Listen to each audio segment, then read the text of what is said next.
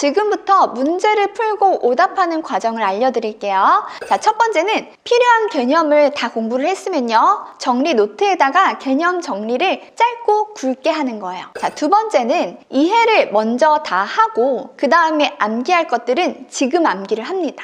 예를 들어서 등차 수열의 합 공식 같은 거 문제를 풀기 전에 암기를 하는 거예요. 무슨 얘기냐면 문제를 풀면서 옆에 공식을 두고 보면서 풀지 않도록 했으면 좋겠어요. 세 번째, 문제는 이렇게 공식을 외운 다음에 풀기 시작하는 거예요. 이때 문제는 책에 직접 푸는 게 좋습니다. 왜냐하면 시험장에서는 연습장을 주지 않아요. 이제 고등학생이고 기본적으로 풀이를 깔끔하게 쓸 수 있는 나이가 되었거든요. 그러면 이제는 굳이 연습장에 풀지 않고 처음에는 책에 직접 푸는 것을 추천합니다. 자, 네 번째는 5분 이상 식을 쓰지 못한 상태면 더 시간을 지체하지 않고 넘어가는 게 좋습니다. 단, 문제에 질문이 있다면 포스트잇을 이용해서 적는 거예요. 만약에 개념적으로 제대로 이해가 되지 않은 것은요, 다시 개념서를 보거나 복습 강의 영상을 보고 채워넣는 게 좋아요. 거기에 없는 부분이라면 선생님의 도움을 받기 위해서 포스트잇을 붙여서 질문이 무엇인지 적어둡니다.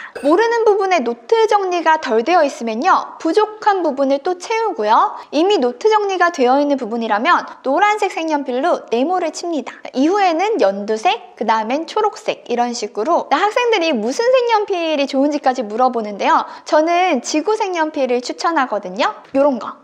빨간색, 파란색만 쓰지 말고 다른 색도 한번 써보세요. 왠지 모르게 기분이 좋아질 거예요. 살색이랑 갈색도 되게 예쁘거든요.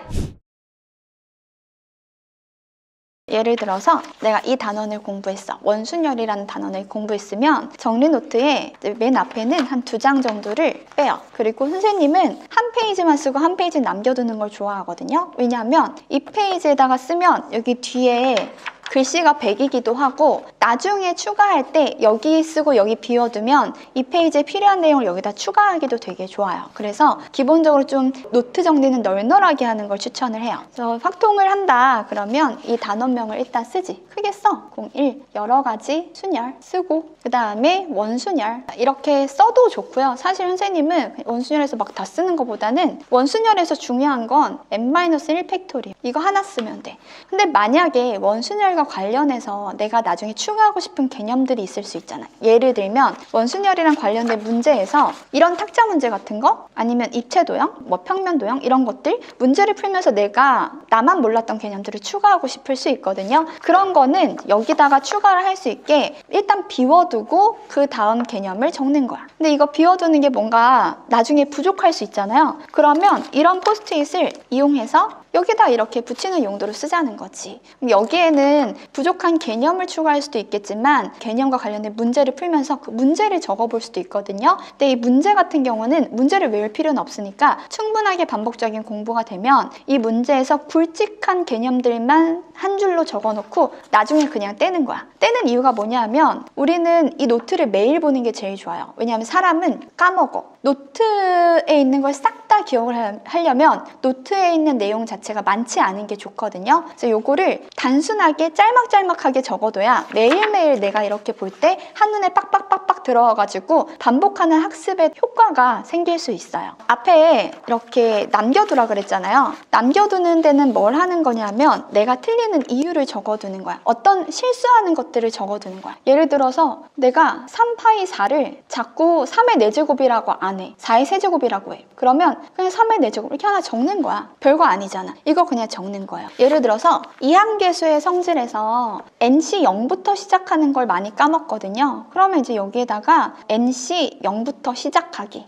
이거를 이런 친구들이 있거든. 나중에 기억하지 못할 것 같아서 다 적어야 되지 않냐라고 하는 친구들이 있거든요. 내일 보고 모레 보고 매일매일 볼 거기 때문에 이 정도만 적어도 충분히 기억을 할 수 있다는 얘기예요. 근데 이거 내가 기억하지 못할 것 같아서 맨날 적어야 된다는 친구들은 노트를 일단 매일 보지 않겠다는 뜻이야. 선생님이 원하는 건 이렇게 단순하게 적어서 이거 매일 보자는 거야. 그러면 나는 기억하잖아. 내가 뭘 조심해야 되는지. 그래서 매일매일 볼 수 있는 나만의 굵직하고 짧은 노트를 만들어서 이걸 매일 보고 수능장에도 들고 들어갈 수 있는 5분 안에 이 노트에 대한 개념을 내가 싹 다 기억할 수 있는 그런 노트를 만들어주면 되는 거야.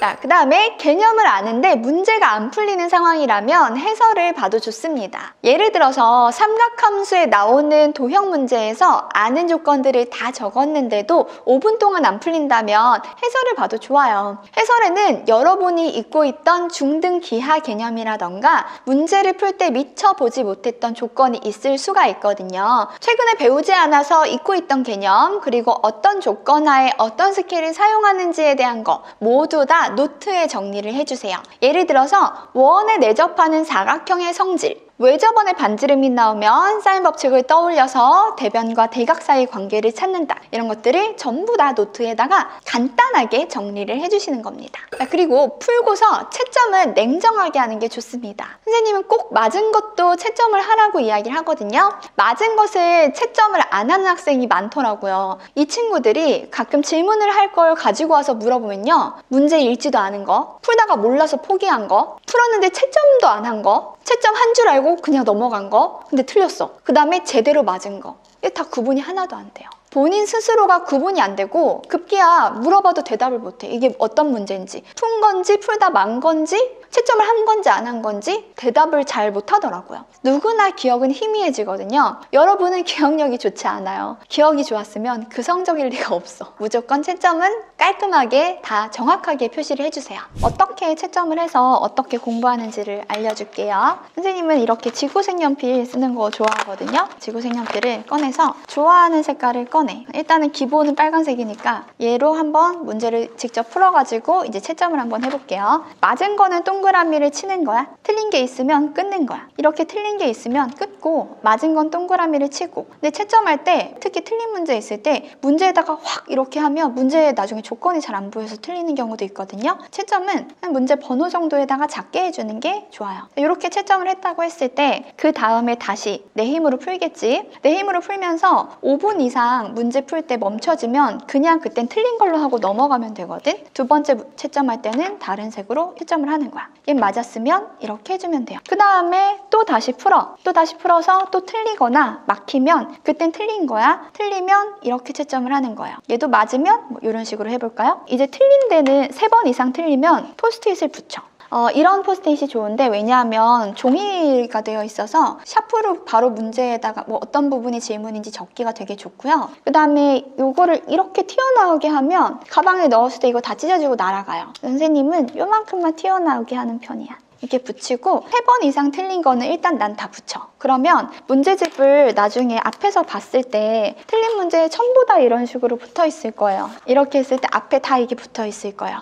결론적으로는 이 문제집에서 이걸 다 떼면 이 책은 끝났다고 생각하면 되는 거고, 이제 우리는 여기서 선생님한테 질문을 할 게 있으면 만약에 가위바위보 질문 이런 식으로 질문할 걸 적어두는 거야. 그럼 선생님한테 가서 이 질문이 뭐더라? 고민하는 게 아니고 바로 가서 질문할 수 있고, 질문을 하고 나면 나중에 나 혼자 공부할 때 내가 어떤 것을 질문했는지 바로 확인할 수 있어서 효율적이거든요. 이렇게 포스트잇을 붙이는 게 좋고, 틀린 문제는 다시 스스로 풀어봅니다. 이때 조심해야 될 점은 틀린 것을 그냥 둔 채로 넘어가서 아예 오답을 안 하는 친구가 많습니다. 3번 정도 틀렸을 때 채점에서 이렇게 될 때 기본적으로 모든 문제에 포스트잇을 붙이고요. 그리고 이제 해설을 보거나 질문을 하는 것을 추천을 합니다. 만약에 다시 풀기 귀찮아서 해설을 보고 해결하거나 무조건 질문을 해버리려고 하는 친구들도 있거든요. 이런 경우에는 점점 해설지랑 가까워져서 해설지가 없으면 불안한 상태가 되어버려요. 그리고 또 질문이 너무 많다고 생각돼서 공부의 진행이 느려지니까 비효율적인 사람이 돼버릴 수 있거든요. 시험장에는 결국 나 혼자 들어가게 돼요. 스스로 할 수 있는 것들을 해설을 보고 자꾸 해결하거나 쉽게 질문하지 않도록 하는 게 좋습니다. 나 혼자 힘으로 해낸 성공 경험이 쌓였을 때 시험장에서도 해낼 수 있다는 거, 틀린 것을 다시 풀어서 고쳐내는 것 또한 시험장에서 겪을 수 있는 부분이고요.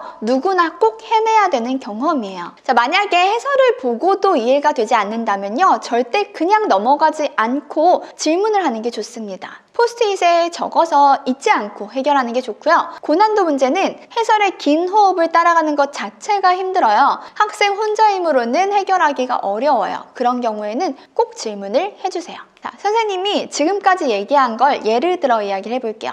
내가 지금 3자 등급인데 센을 풀다가 센 C스텝에 질문이 너무 많아. 그러면 일단 B스텝부터 해결을 하는 거야. 자, 내 수준에 맞는 게 이 정도잖아요. 그러면 여기서 조금 더 노력해서 얻을 수 있는 이 영역을 JPD라고 해요. 요 수준에 있는 문제부터 해결하는 것이 가장 효율적입니다. 30문제를 풀어서 10문제를 틀렸다고 한번 가정을 해볼게요. 10문제를 지금 당장 다 맞으려고 하기보다는 가장 쉬워 보이는 5문제만 먼저 오답을 해결하시면 됩니다. 자, 질문하거나 해설을 보고 이해가 된 건요, 그 자리에서 세모를 치고 넘어가지 않고 다음 날이나 며칠 후에 내 힘으로 첫 식부터 답까지 구해서 맞으면 그때 세모를 쳐주세요. 그리고 이제 포스트잇은 그때 떼시는 거예요. 책에 붙어있는 모든 포스트잇이 다 떨어지면 이 책은 오답까지 완성이 된 책입니다. 지금까지 영상 봐주셔서 감사하고요. 저는 다음에 더 좋은 영상으로 찾아뵙겠습니다. 다음 영상에서 만나요. 안녕!